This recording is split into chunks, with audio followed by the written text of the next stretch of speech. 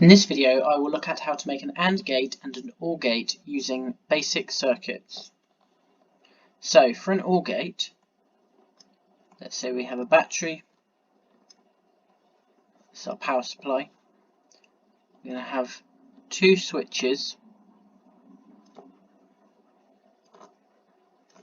in parallel.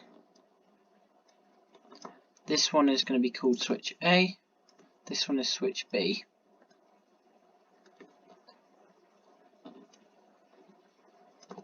They are connected to our output, which in this case is a lamp.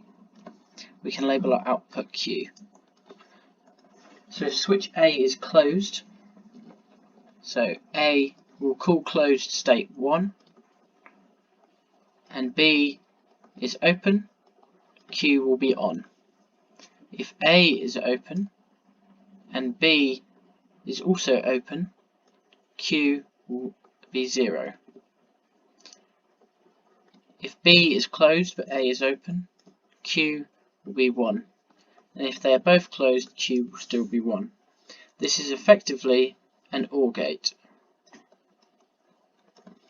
Now let's try and make an AND gate. So we start off with our power supply, switch A, in series with switch B, to our output, which in this case again is a lamp,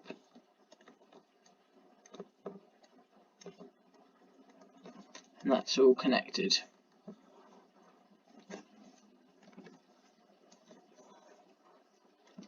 So if A, B, Q in the truth table here, A and B are both open and Q won't be on.